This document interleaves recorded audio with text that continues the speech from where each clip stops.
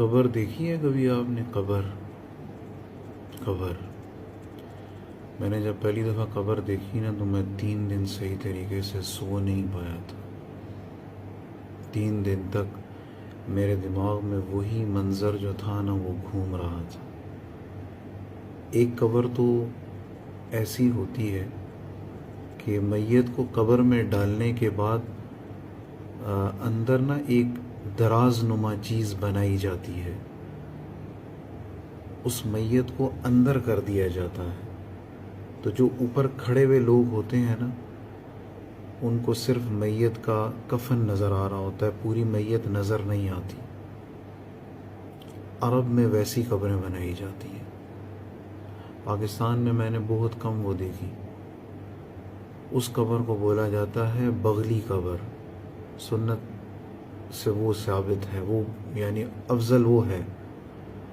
دوسری بھی ٹھیک ہے، ایک ہوتی ہے بغلی قبر.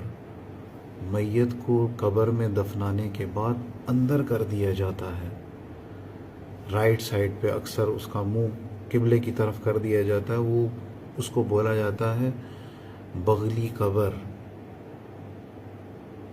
تو میں نے جب پہلی دفعہ قبر دیکھی اور اتفاق ایسا ہوا، اس وقت داڑھی بھی نہیں تھی، چھوٹی چھوٹی داڑھی تھی، اور اپنے ایک دوست کو دفن کرنا تھا. تو لوگوں کو تو پتا تھا کہ بھئی یہ بچہ ہے، دین کا کام کر رہا ہے، کچھ چھوٹا موٹا اس وقت میں کرتا تھا. تو انہوں نے کہا کہ جی آپ نیچے اتر جاؤ، اور ساتھ اس کے 2-3 بھائی بھی تھے. اور قبر کے اندر اتر کے جب قبر کو میں نے رکھا تو دماغ جو تھا نا دم بخود ہو گیا تھا کہ ہم نے یہاں آنا ہے.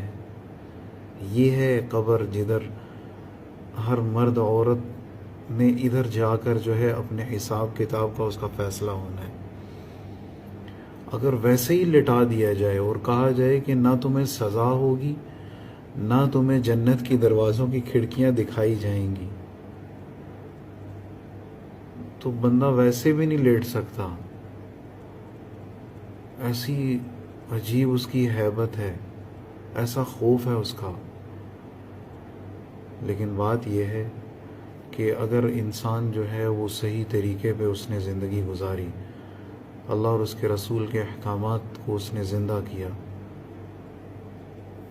تو نبی علیہ الصلوۃ والسلام کی حدیث کا مفہوم ہے قبر یا تو جنت کے باغوں میں سے باغ ہے یا جہنم کے گڑھوں میں سے ایک گڑھا ہے. قبر جنت کے باغوں میں سے یا تو باغ ہے اور یا جہنم کے گڑھوں میں سے ایک گڑھا ہے.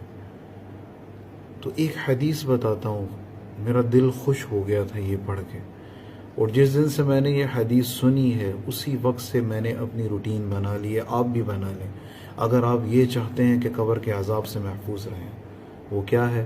جو بندہ رات کو سونے سے پہلے سورۃ الملک پڑھ لے گا، جو بندہ رات کو سونے سے پہلے سورۃ الملک پڑھ لے گا، 29واں پارہ سورۃ نمبر 1، تبارک الذی، 2 صفحے مشکلوں سے اللہ تعالیٰ اس کو قبر کے عذاب سے محفوظ کر دیں گے. میں نہیں کہہ رہا، نبی علیہ الصلوۃ والسلام کی حدیث کا مفہوم ہے. جو بندہ رات کو سونے سے پہلے تبارک الذی پڑھ لے گا اللہ کے فضل کرم سے قبر کے عذاب سے محفوظ ہوگا. پتہ ہے کتنے منٹ لگتے ہیں؟ 3 منٹ. 3 منٹ لگتے ہیں. کر لیں، سودا مہنگا نہیں ہے بھائی، کر لیں.